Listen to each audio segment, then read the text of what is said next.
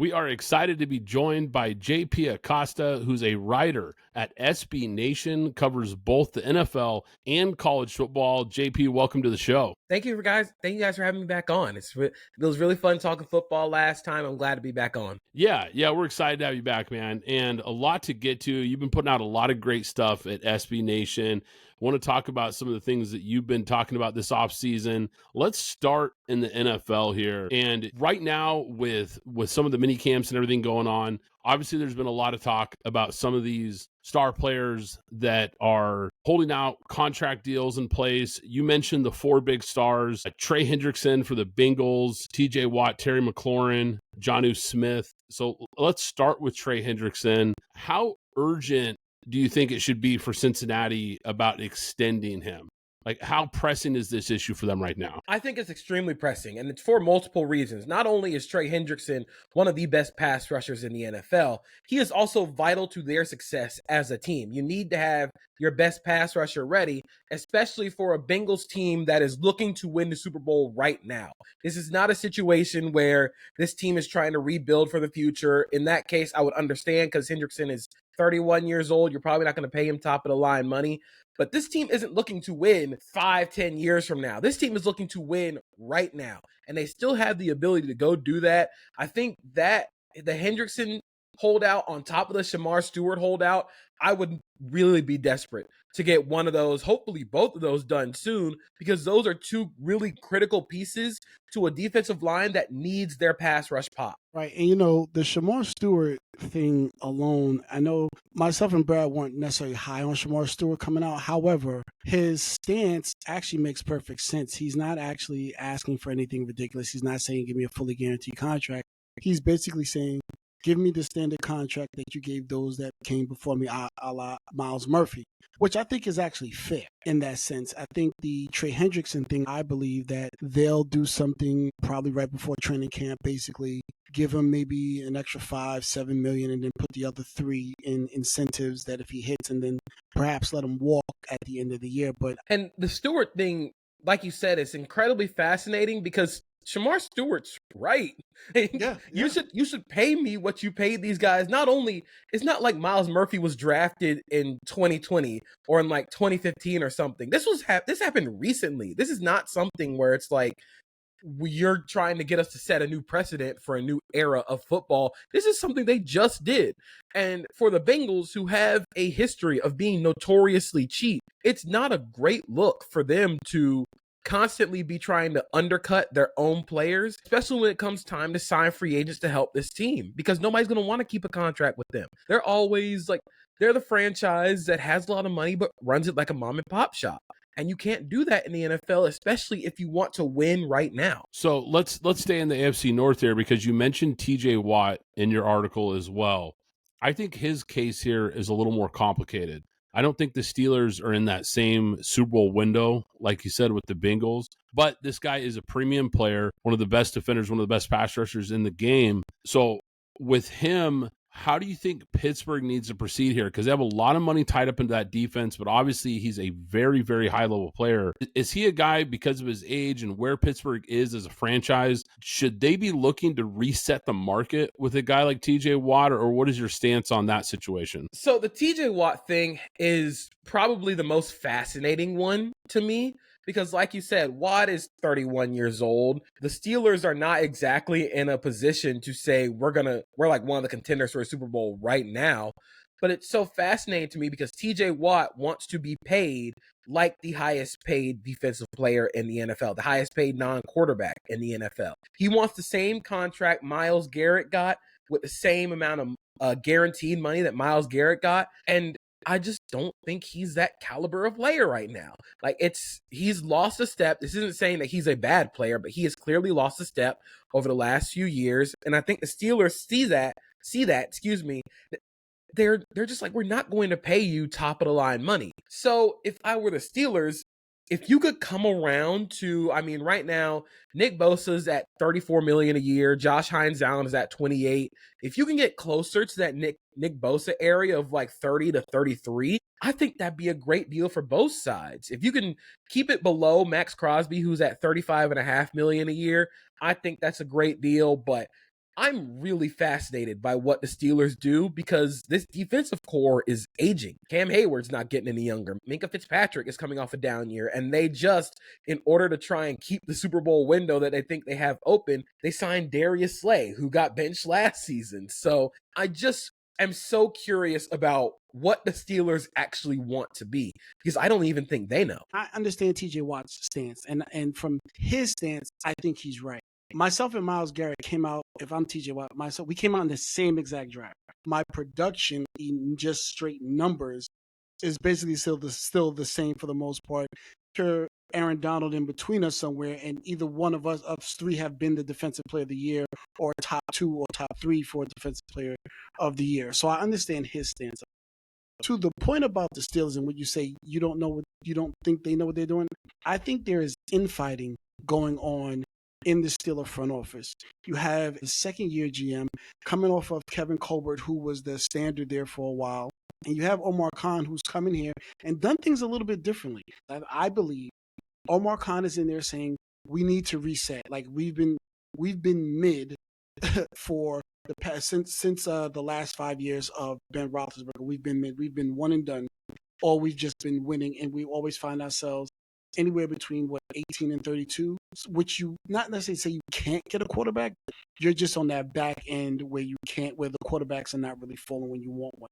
So I think there's infighting that has nothing to do with the players. I think it's infighting on a new GM regime that's trying to talk to the old guard of the ownership to say, hey, we need to reset. However, Steeler football and probably Steeler football nation is not used to resetting, going all the way back to Bill Cowher. They're always used to being right there on the cusp or in the playoffs. So they don't understand, you know what? Trade TJ Watt, let Cam Hayward retire, retain who you want to retain, and just go from there. And in the next draft class where you perhaps have an Arch Manning, or the next 2 draft classes where you have an Arch Manning, you can possibly get a quarterback, not necessarily him, but the other guys around him as well if you don't get that high of a pick, but to go and do that. So now we're here with Aaron Rodgers and basically perhaps wash, rinse, repeat with a one and done again. And I think you're onto something there with the Steelers being stuck between 2 different worlds. And it's really a whole microcosm of their offseason. If this team wanted to put themselves in prime position for a quarterback, they're not trading day 2 picks this year for DK Metcalf. But if you're a team trying to be competitive and stack all their chips into this season, this one last run, you probably don't trade George Pickens. So it feels like they're kind of stuck between 2 areas. What team do they want to be? And because of all that feeling stuck, they've kind of locked themselves in place. So now, if the Steelers do what the Steelers do, which is go 9-8, 10-7, flame out in the wild card, you're picking 21-22 again. You're going to have to sacrifice future first-round capital to move up for a quarterback, and then you're putting yourself behind the 8 ball again. So I tend to agree with you, especially with the Steelers. They need to figure out what they want to do and what they want to be. And I think it kind of starts with Mike Tomlin and Omar Khan. You have to come to an agreement for what this team is going to be long term. Are you willing to sit through a year where you're kind of bad while acknowledging that you can get this thing turned back around very quickly because Mike Tomlin is one of the 10, 11 best coaches in football? I think something to keep an eye on. If Shedeur Sanders does something with the Browns, they're going to look a little crazy continuously passing on him and then settling for the Ohio State quarterback, where they had 5 different times where they could have taken that quarterback who perhaps could have been a springboard to the future, and you passed on him because of the disagreement between the front office and in the front office and perhaps Mike Tomlin as well. So the last 2 players I want to get to here with these offseason contracts, Terry McLaurin situation. Now, you mentioned that it surprised you. Why do you think Washington hasn't prioritized extending him yet? Partially, I think it's because they traded for Deebo Samuel, Laramie Tunsil. So it's like you're bringing in all these new guys. But I also think it's kind of being a little wary of what the wide receiver market looks like now, with every top of the line receiver resetting the market. I don't know if you're paying Terry McLaurin top of the line receiver money, but I also think that you might want to get it done now. If you're the Commanders, you want to make sure that you get him locked up with Jaden Daniels, because they showed an incredible rapport last season. And I don't think that the contract numbers should scare off the Commanders, because I don't think Terry McLaurin's going to need top of the line money. Again, he's one of those where he's getting close to 30. It's not always going to look the way it did last season. So you don't necessarily have to pay him at the Justin Jefferson, Jamar Chase number. But I'm just confused on why they haven't done it already, considering that you have the quarterback on a rookie deal. There's nothing you need to wait for. If you know this guy is good, you want to build around him. And how you build around him is keeping your best receiver around. I tend to agree with you there because I think when you've got a cheap quarterback deal, you found your franchise guy, why not pay this guy? I mean, he's your number one receiver. He's been the number one guy. And to your point, I don't think you need to break the bank for him. This guy has been the number one receiver on some bad Washington teams with some bad quarterback play. He's finally in a good situation where the arrow is pointing up. So why not get that deal done? I'm sure he's excited to stay at this point. Well, I think so JP, let me ask you a question. Give me a number. Oh, man. I think it's going to be Jamar Chase is at 41, 40 and a half per year. Yeah. Justin Jefferson's at 40 or 35. 35. DK just got 32. That's the key. And that's the key. I would be fine giving Terry McLaurin 32. I think he's a better receiver than DK Metcalf. But again, you want to get him around that number before all the other receivers coming up behind him get paid. All the big name guys, you're thinking about Puka Nacua, who is going to make a lot of money. You're thinking about guys like, this is probably way in the future, but Brian Thomas Jr. going to make a lot of money. You're thinking about the next crop of receivers. I think Drake London is going to be up for a contract in the near future. Garrett Wilson. Yep.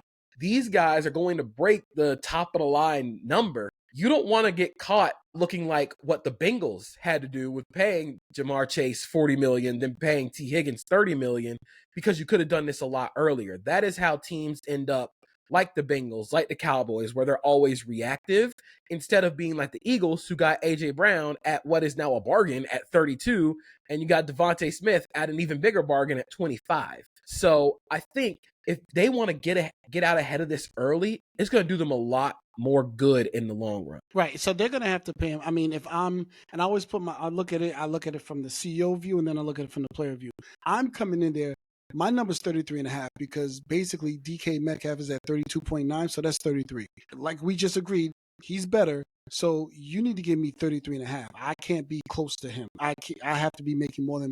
So that puts me at top 4 in terms of the wide receiver pool. I think from the front office side, they're viewing that they need to go and get a pass rusher, and I think they have their eyes on perhaps a TJ Watt, or even perhaps a Michael Parsons, depending on what Dallas decides to do, because I think they've also dug themselves in a hole, getting George Pickens, who is on his last year for a deal, and then you have Micah, who is going to set the market again for edge rushers. So yeah, I think they're looking at that saying, do we want to give this guy top 4 receiver money when receiver is kind of fluid? Not saying that Terry McLaurin's not a guy, but the receivers have been kind of fluid in the NFL. Like if I put my money in my quarterback and my offensive line and I get a defense, can my guy rise above the top and do a lot of things without paying this wide receiver top end money? I can definitely see that as well, but I think a lot of teams are going to look at what happened with the Texans last season and CJ Stroud and kind of go,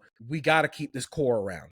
We got to make sure that things remain similar for this guy, because as much as I love Jayden Daniels, he is not the veteran in that room yet. You can't just throw people around Jayden Daniels and he will turn it into a Super Bowl caliber team. You want to keep the guy that you have a good rapport with. And also, like you said, he's one of their leaders. He's been with that team through thick and thin.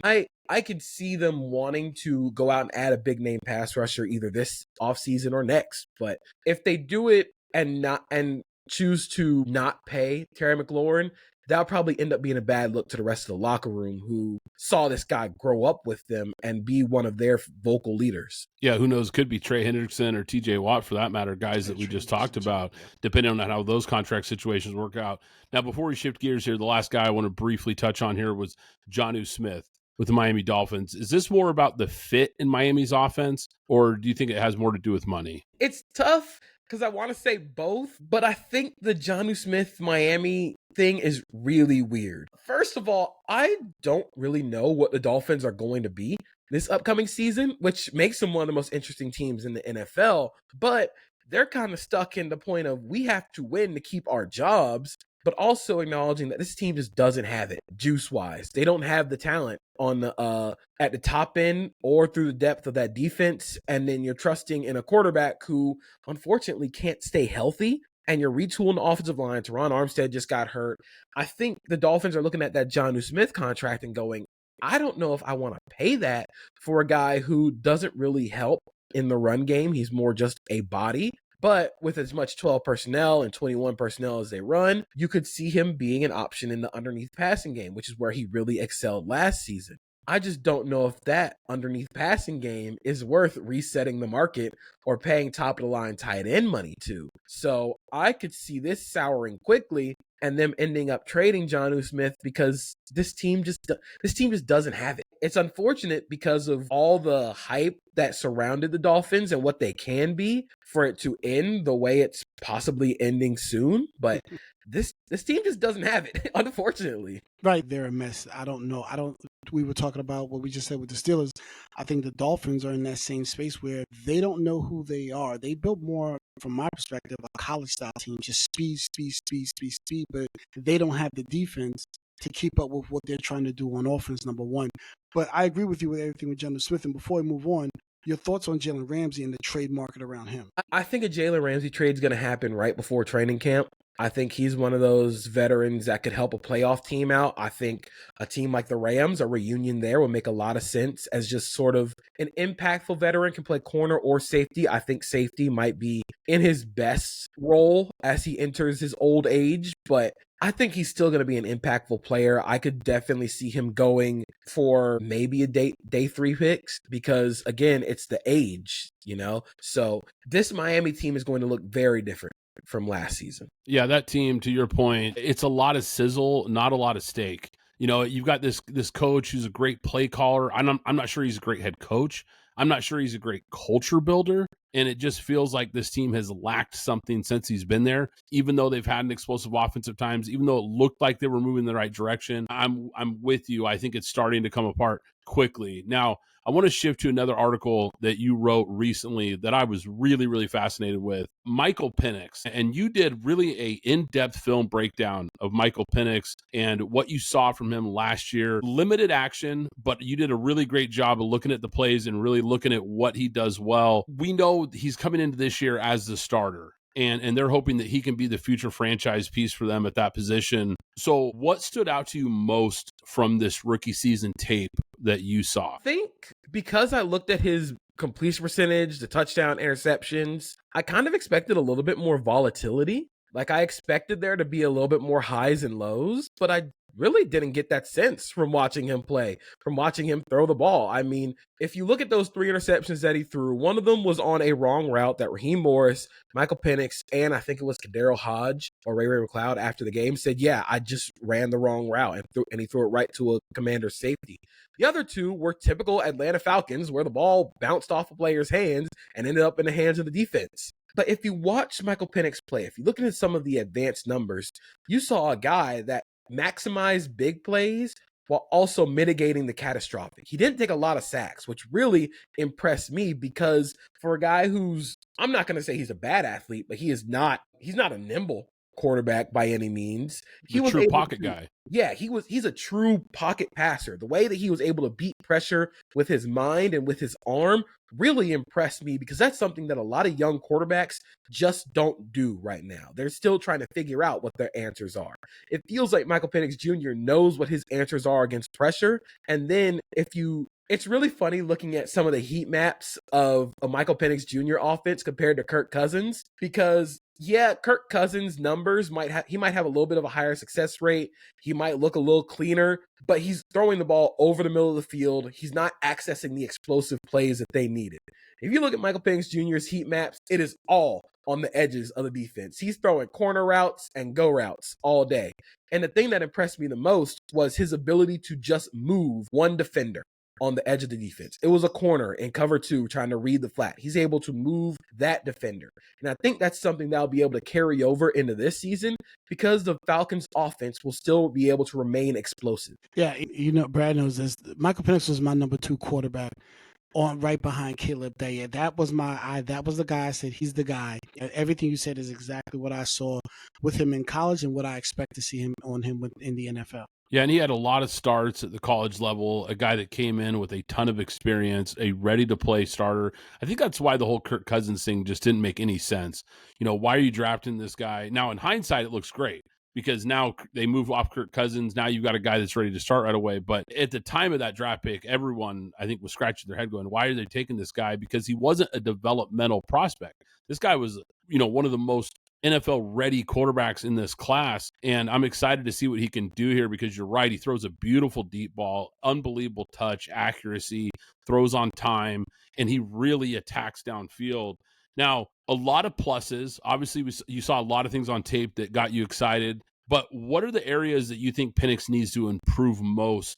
Now, once again, small sample size here, but what are some of the things that jumped out you think he needs to work on here to kind of take that next step and become that top tier quarterback they think he can be? So there were a couple things that stood out. First of all, Michael Penix Jr., he is a typical closer in baseball who's got the 100-mile-an-hour fastball on the ready. He can really rifle that ball. Like I said, he accesses the edge of the field really well because he has the arm strength to fire it into those windows.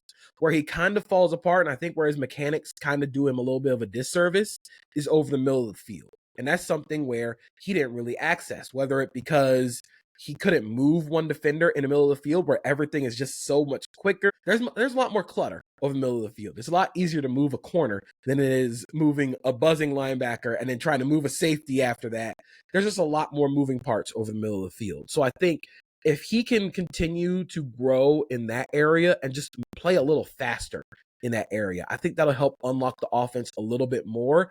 And you'll see his completion percentage numbers, you'll see his success rate numbers kind of go up a little bit more because he's able to access all parts of the field. But we're talking about a guy who will probably, if we're trying to get to a 17-game sample, he won't get to 17 games until week 12 or 13 of this season. So I think what Atlanta's going to do is they're going to lean heavy into, hey man, just throw it deep. It's going to look a lot like what the Packers were very early for Jordan Love, where we're just going to hammer teams with the run game, and that will be our version of a check down.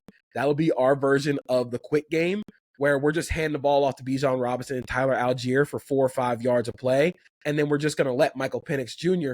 throw the ball 40 yards downfield. It'll be explosive early in the season, but as he grows, I expect him to start adding a little bit more of that middle of the field stuff so he can continue to grow in that area and unlock different parts of his game. Right, and I think from personnel standpoint, they're going to need to add some more wide receivers. Drake London looks like he's going to be the guy that we thought he was going to be. But to the point that you said about the middle of the field, I know we had the Water Boys on in terms of talking about Atlanta. My guy from the University of Florida, Kyle Pitts, they've got to figure out what he is and how to maximize that. Because when you talk about maximizing the middle of the field, who's perfect in a 6'7" tight end that can run 4.5? And that's I think that is more of a Kyle Pitts thing. Even though Michael Penix has to go through his growing pains, but there's the Kyle Pitts thing. Are you going to come to play every day and run every route like it's your last, or are we going to get the lazy guy that we've seen the past 4 years? And it's really tough for Pitts because Zach Robinson comes from Los Angeles. They didn't really use tight ends very much, but the spin zone of that is they've never had a tight end like Kyle Pitts, who can be such a good vertical field stretcher, which again will open up areas in the short to intermediate range for guys like Drake London, who seems to operate at his best in that area of the field. I go back to the Thursday night game against the Bucs where Kirk Cousins threw for 500 passing yards, and it was just Drake London choice routes, hammering the Bucs every single time over the middle of the field. That's something where you can access Drake London there. Darnell Mooney can continue to be explosive. So I think Kyle Pitts has to figure out where he is most effective. Is it going to be in the yards after the catch department, or is he just going to be the field stretcher? And I think he can win in both areas. Yep. It's just you have to be consistent. Yep. You have to grow with the quarterback. And from reports from out of Atlanta, it seems like he's really making an effort to get there because this might be it. This might be his last shot in Atlanta. Contract year, yep. Before we jump to a few other topics here, I want to briefly mention you had a short article about Detroit Lions center Frank Ragnow. 29 years old, announced his retirement recently. Look, I think this is a bigger story than people are making it. this guy is a really, really good player at a really, can I say, underrated position. How much does this change your outlook for the Lions offense in 2025, especially with Jared Goff in this elite offensive line that we've seen in Detroit the last couple of years being such a big part of their identity? Initially, even when Ben Johnson got hired by the Bears to be their head coach, I was like, the Lions will be fine. I think they still have the offensive nucleus around to continue to be a very good offense. And I still do think they can be a very good offense. The Frank Ragnow retirement sort of worries me. It worries me a lot, actually. If you look up the numbers for Frank Ragnow on the field versus Frank Ragnow off the field, they are dramatic. And the numbers don't look insane because he just never misses games. He is always in. And I think people don't understand how much the center helps in pass protection and pointing out what the offensive line is going to run. Is it going to be a 4-man slide? Is it going to be a 3? Are we full sliding?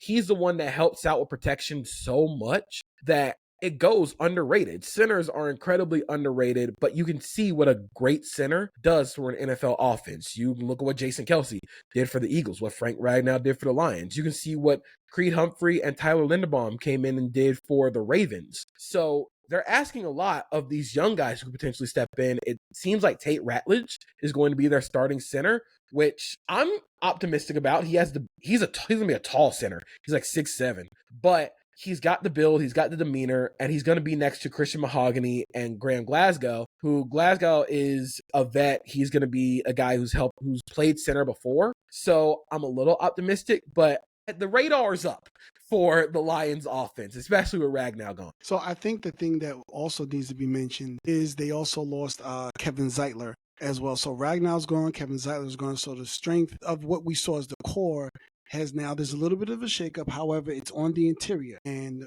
what did Minnesota and Chicago do this year? Chicago went and got Grady Jarrett. Minnesota went and got Jonathan Allen. And Green Bay has always had Kenny Clark. So the interior of that line is going to be tested a lot this season. And you can see how the opposing offenses in their division have went out and got good centers to help their young quarterbacks kind of ease into the NFL game. The Bears went out and got Drew Dahlman. The Vikings went out and added Ryan Kelly to kind of help JJ McCarthy. Having a good center, or at least a veteran center, to help ease the transition of a young quarterback is going to maximize them so much. And really, I'm fascinated by the Jared Goff portion of all this. Now, it's on him to set the protections to kind of, I guess, make up for where the offensive line lacks, which is going to be something that he hasn't really been asked to do very much in his career. But this Jared Goff that I've seen in Detroit has been the most confident, the most capable Jared Goff we've gotten in his career. So I'm optimistic about what Goff can do behind this offensive line, but don't be surprised if they start slow. Yeah, I think it's a good point. And I think also just the fact that you're breaking in a new offensive coordinator too. So we know the offense is going to be similar. They're not going to make drastic changes, I don't think, to the actual offense, the philosophy and how they run it. But it's still a new offensive coordinator in your earpiece. And now you've got a young center in front of you that, like you said, there's going to be more responsibility on Goff while trying to learn, the tendencies and the philosophy of this new offense coordinator. So it's definitely going to be some changes. And like you said, maybe some red flags here for this Detroit Lions team. Now, you wrote an article recently about the Jacksonville Jaguars offseason, and you're pretty high on some of the moves they've made, and especially from the personnel standpoint, the staff overhaul. It leads the way in the 2025 season offseason grades for you. What changes in scheme or culture are expected, or at least you think, from this new coaching group? Man, where do I even start with this coaching group, with this personnel? I am super excited because it feels like the cons have finally thrown their weight around in the NFL. For a long time, the Jaguars were always a team getting stepped over. They were the team getting stepped on. Now they're kind of throwing money around. We're going to take one of the top offensive coordinators in the NFL. I believe the Bucs were second in explosive plays in the NFL last season behind the Ravens. You can expect some of that explosiveness and some of the creative packages that Liam Cohen used in Tampa Bay. You expect them to bring that to Jacksonville. Some of the really cool run designs and screen game, I kind of expect that to come over from Tampa Bay. But mostly what fascinates me about this Liam Cohen pairing is the fact that he was able to maximize what Baker Mayfield did well and really masked what inefficiencies that he had. And I think that's going to really help Trevor Lawrence. I think he's going to help kind of streamline his process to make sure he doesn't have to do every single thing in this offense to make sure it's perfect. But I'm super excited about personnel. I think the James Gladstone hiring was really questionable at first because you're hiring a 34-year-old GM. But ever since that moment, he has done nothing but prove that he deserves at least a shot at this role in the NFL. I mean, making that swing for Travis Hunter is something that not a lot of first-year GMs do. It felt like it was coming right out of a movie. So I'm excited for it. I want to see it in action because you can see what their process and what they're trying to build. So I'll say this. They have exciting players. There'll be a team that I would want to play with in Madden. In the NFL, the personnel where I think they're missing the most is that offensive line. And they addressed it with some backups, not necessarily starters, big-time starters. Patrick Milwaukee, they brought in, but now they're starting to work a little. So I think what you're saying is true. Obviously, Brian Thomas is a guy. Travis appears to be that he could, however they want to use him, he's going to be a part of the offense. We know they have Bigsby. We know they have Etienne. Even whichever one is going to decide to stay healthy is going to be healthy. So there's that. But then, to me, there's this problem that I can consistently see with the offensive line. And then the number one issue, Trevor Lawrence issue, is who is Trevor Lawrence? The measurables off the charts. He got the grade. He got the John Elway, Andrew Luck checkmark grade as a prospect coming out. We've seen the flashes, but now we're in year, 4 or 5? And, what was that, year 3, the last play of the game, as opposed to trying to make a play? He threw the ball out of bounds. He threw the ball away on a play that could have put them in the playoffs as opposed to trying to make a play. I want to know how dialed in is he and Liam, and how engaged Liam can keep him within this game plan, because they have weapons. They have weapons galore, right? I don't like the offensive line, but if you're talking about the actual skill sets, if everybody's healthy, they have probably a top 5, top 7 room of skill set people on offense. Defensively, we have to see what Anthony Campanelli is going to do, because Trayvon Walker and Josh Allen were excellent when they were in the 3-4, but then they fired that staff and they went to a 4-3 and everybody took a step back.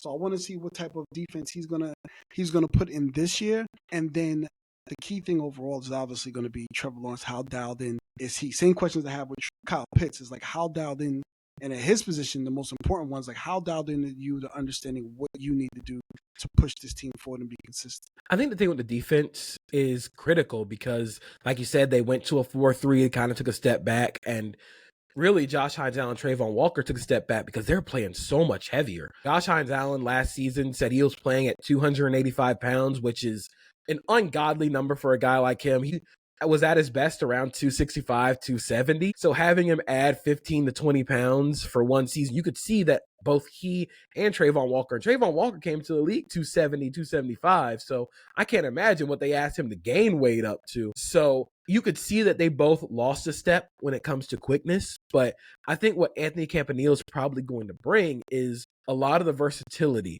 that a guy like Jeff Hafley ran in Green Bay, where you had guys like Edgerrin Cooper as basically an added-on blitzer. I think towards the end of the season, last season, they really majored in Tampa 2, trying to get to all these different cool looks at a simulated pressure advantages. So I'm cautiously optimistic for the defense, but I agree with you with Trevor Lawrence.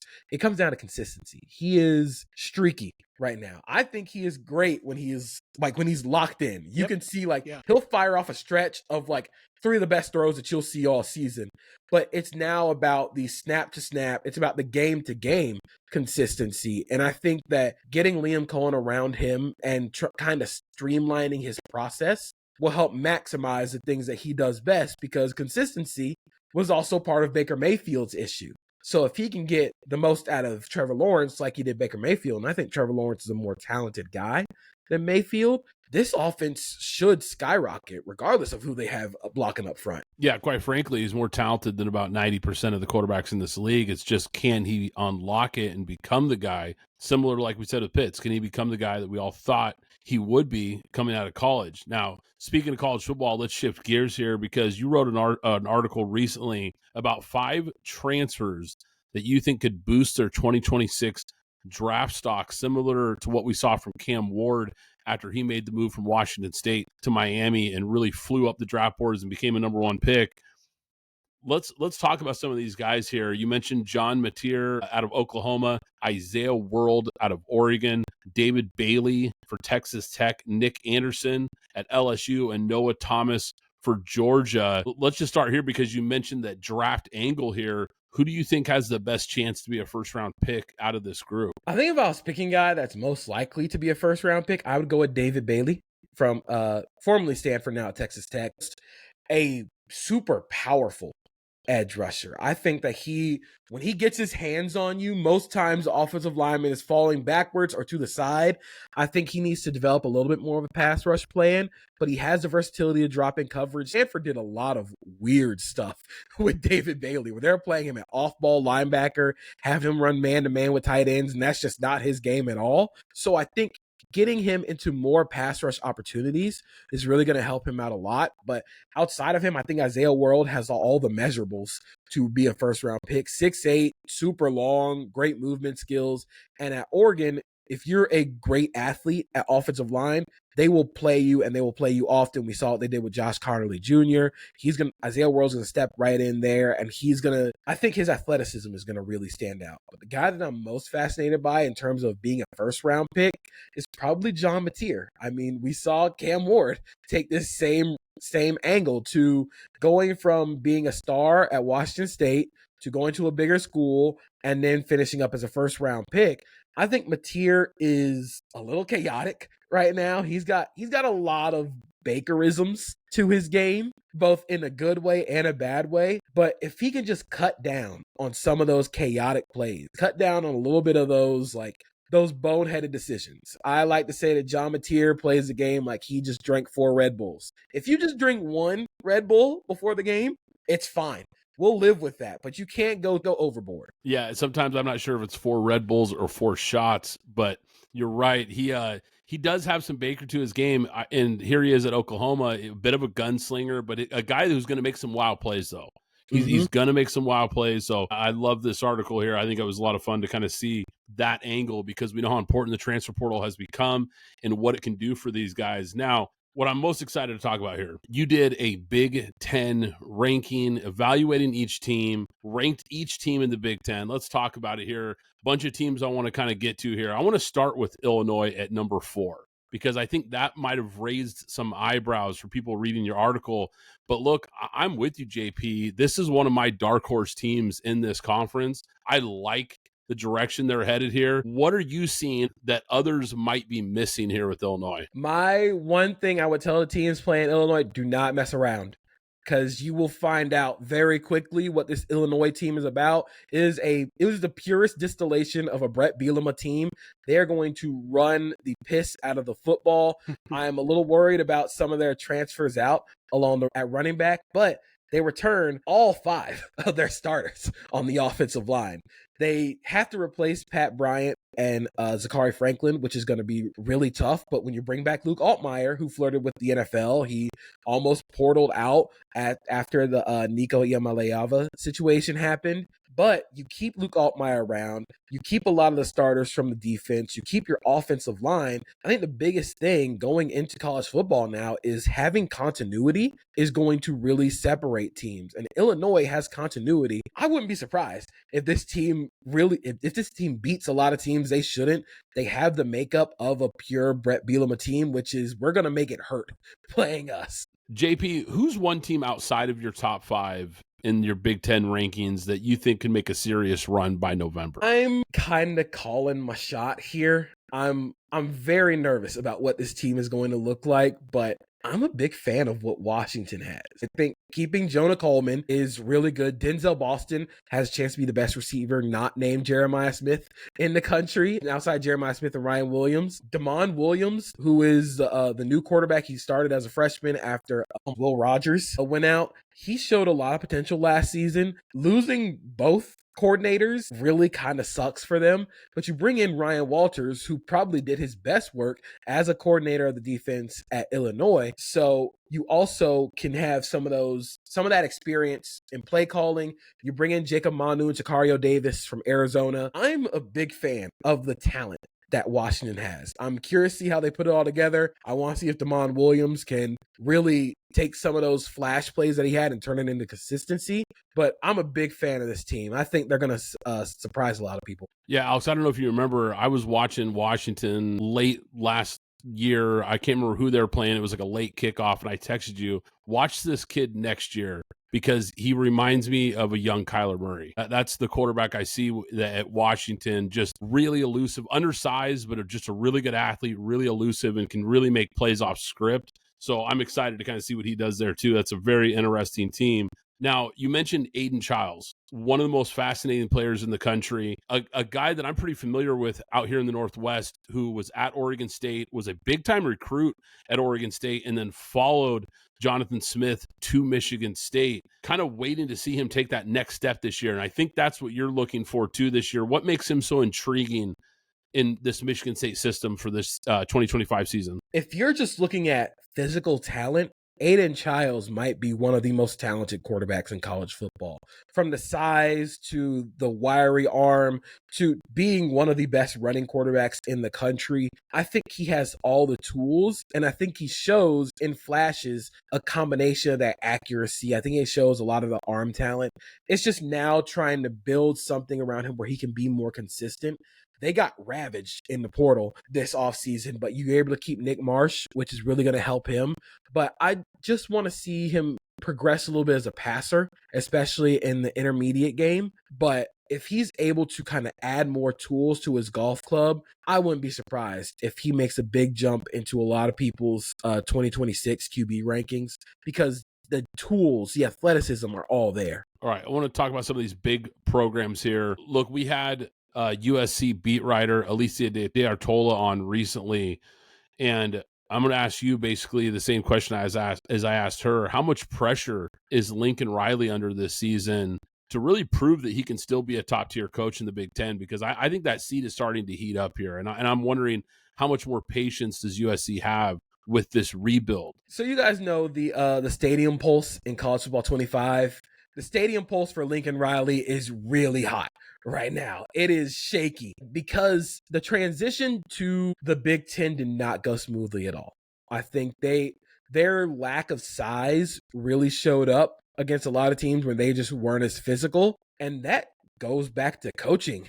Like you can coach physicality in the teams, and I think Lincoln Riley's teams have this stereotype, this mantra of lacking physicality. This is a big year for Lincoln Riley. I think losing all the guys that he did, especially Miller Moss to Louisville, I think Jaden Mayala steps in. He is another one of those very chaotic quarterbacks. You also lost a lot defensively, but this team also reflected what they are in the draft. I think they only had 3 draft picks. UCLA was terrible and had 5.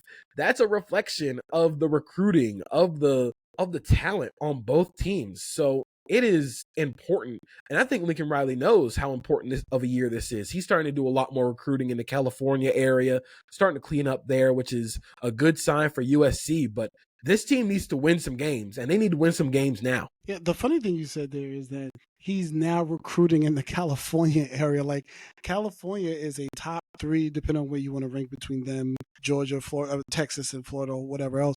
Like, you should always be recruiting. You're in LA. Like, you have all of these schools right there, and here comes Oregon poaching everybody from your area, and not to mention everybody else coming west and poaching those guys to leave as well. So the fact that even has to be mentioned lets you know that seat is on fire. Michigan, we know they landed Bryce Underwood, monster recruit at quarterback, but they did lose a lot on this roster. Do you think this team is still a contender? Could they be a sneaky contender, so to speak, in the Big Ten? Or do you think there's a real drop-off coming? I want to believe in this team. I think Bryce Underwood, from what he showed in high school, can be the guy that they expect him to be, and I think that he's going to start right away. So that's a really big reflection of him. But you lose 2 top 15 picks at defensive tackle. You lose 2 running backs. You didn't really address the receiver room in the portal. So I'm just left wondering, what's the plan here for Michigan going into this season? It just throw Bryce Underwood out there and let him figure it out, because this is not the team. This is not the group of skill position players that you want to go figure it out with. I think having some of the returning starters like Jayshon Barham, having Derek Moore back on the defensive line in the front seven is going to really help. But I have serious questions about how they're going to move the ball outside of, hey, Bryce, go out there, do something cool. Right, and if I'm Michigan, I'm not throwing Bryce Underwood out there right now. I just simply can't. I know. Well, who knows what they would do at the quarterback position? We saw what happened last year. It was a round robin of crap. But for the most part, you've got to protect that That's a big investment. You got him away from LSU. This is a guy you don't want to play around with, especially now that the transfer portal is, and at a moment's notice, anybody can get out of there. Yeah, and it's concerning because I don't know what's going to happen on the offensive line. You only added Justice Haynes to the running back room. You lost Colston Loveland, who was the top target on this team. It's not looking great for the offense. And as I was doing the rankings, I was like, man, I want to put this team higher, but I just don't have any faith in what that offense is going to be. Yeah, a lot of question marks for Michigan. Absolutely. Now, Ohio State, you called out Ryan Day and Matt Patricia as big question marks. Is that enough to drop Ohio State below Penn State? Because I see you have Penn State ahead of them right now in your rankings. I am worried about the Ohio State brain drain, especially on the defensive side of the ball. Jim Knowles is the best defensive coordinator in college football right now. He goes to Penn State. You bring in Matt Patricia, who has never called plays at the college level. So you're bringing an NFL guy to call an offense. Are you going to ask Ryan Day to call plays again? Because the reason why he brought in Chip Kelly, the reason why they won the national title last year is because he gave the play calling reins up to Chip Kelly and he did more of the managerial stuff through the game. I'm curious just about what's going to happen with play calling. As much as who's going to play quarterback for this team is going to be a big question mark, I'm really worried about who's going to be calling plays, because the last time we saw Ryan Day calling plays, it was still effective, but they didn't reach the ceiling that they wanted to. They didn't win a national championship. The last time we saw a team without Jim Knowles on the sideline, this defense wasn't great. So the last time we saw Matt Patricia calling a defense, it didn't look very good. He spent last season talking on TV with Bill Belichick. I just have a lot of questions about this coaching staff, and we're not going to find out until they take the field. So, like I said, you have Penn State at number 2. You said this might be their year. Now, we know Jim Knowles, to your point, was an incredible addition. They bring back one of the best quarterbacks in college football. It's a really good team. I don't know how much I trust James Franklin in a big game, quite frankly, still. I know he won a couple playoff games, but let's face it, those were mismatches on paper. So how much trust do you have in them to kind of take this big step now that they squarely have a lot of pressure coming into this year? They're a team that people are expecting to make a real run at this. There's a lot of pressure, not only on James Franklin, but on Drew Aller. I think now without Tyler Warren, the offensive line still is a little shaky, and you're relying on transfer receivers Trevor Pena from Syracuse, Kyron Hudson from USC, both guys that showed flashes, but were not the driving forces of offenses. So you're going to be relying a lot on Aller creation and the run game. And I just don't know how far Drew Aller, I don't know if he can make some big steps up with his consistency as a passer and the ball placement as a passer. I think that's going to really help him out. But like you said, this is the put up or shut up year for James Franklin. This has got to be it. Like I said in the story, if this isn't the year for Penn State, I don't know if they get it done, because everything is lined up for you not only to compete for a national championship, you have the inside track. You brought all the people, you brought all your returning stars back. You brought Danny Dennis Sutton back. You brought both running backs back. It has to be it. But like you said, is James Franklin ready for the moment? So let me ask a question then. Let's just say they lose 3 games, and then they lose in the first round of this playoff. Does James Franklin's seat begin to heat up? How secure is he? I think that it begins to heat up because this was supposed to be it. You went out and got Jim Knowles. You did what Ohio State did last season and couldn't win the big one in this situation like Ohio State did. At this point, like, there's nobody else to blame. We can't go out and say we didn't recruit well enough. We didn't have the right coordinators. We didn't have the right quarterback. It's squarely on James Franklin. So if they don't do it this year, I think there are going to be major questions asked about James Franklin, but it's going to be tough I still think Oregon's going to be very good. I still think there are a lot of feisty teams in the Big Ten, but this team is talented. This team has the coaching, and they brought back Andy Kotelnicki to be their offensive coordinator. You brought everything back. This should be it for Penn State. Yeah, absolutely. And last year they lose to Ohio State, they lose to Oregon, but I don't think anybody expected them to beat those teams. I think this year it's completely different. You're looking at Penn State as like, look, Ohio State's breaking in, to your point, new coaches, new quarterback. Oregon's bringing in a new quarterback. They've lost a lot of talent. So this is kind of the year for them. Like you said, it's really set up as far as the coaching standpoint, the continuity, and the quarterback situation. There's no reason Penn State shouldn't get over that hump, so to speak, of the top teams in this conference, like an Ohio State and an Oregon. But you mentioned Oregon. You have them at number one. And I think that definitely surprised some people because, like I said, the consensus is kind of looking at Penn State, and even a lot of people still looking at the talent Ohio State has. But you think Oregon is still going to be the best team in the Big Ten this year. What makes you so confident in Oregon, despite losing Dylan Gabriel at quarterback, Josh Connerly Jr., like you mentioned, and 8 other players to the NFL? Where's the confidence here for Oregon, considering how much they have to replace? I think the way they've recruited has really helped. The way they portal, like I said, getting Isaiah World out of the portal. They poached an offensive guard from USC. They recruit well on defense. So you have guys like Mateo Uiagalelei ready to step up. They bring back Bryce Betcher to be on the defensive. I think their cornerback room still has some stuff to shake out, but if Naeem Offord is going to play quickly, then that kind of shores that up. I'm a little worried about how quickly receivers are going to have to step up now that Evan Stewart's going to be out. Keeping Stewart was a big plus, but now that Torres Patella is going to be out for the season, Decorian Moore is going to have to step up quickly. But all this circles around Dante Moore. If Dante Moore can be the guy who showed flashes at UCLA, if you can get those flashes to be consistent, this team's going to be fine. And Will Stein has shown that he can get quality offensive play out of a drop of a hat. So I'm curious to see how he works with this young receiver core and a kid in Dante Moore who hadn't seen the field in a year. But I'm still a believer in their recruiting. I'm a believer in their defense. And if they could still do it with this offense and with Will Stein, that wouldn't surprise me. Yeah, I agree. I mean, I think Dante Moore is the big question mark here. Like Dylan Gabriel, there was a lot. Obviously, he was short, blah, blah, blah, going into the draft. But for what he was for Oregon was perfect, and he did his job. They didn't win, obviously, in terms of the success of the team. He was a huge contributor, as most quarterbacks are. So I think, to your point, Dante Moore is the number one guy that I'm looking at on that team. Guys, once again, we've been excited to be joined by JP Acosta. He's a writer at SB Nation. Go check out his work there because he covers both the NFL and college football. JP, thanks for coming on the show. This has been a blast. Of course. Thank you guys for having me.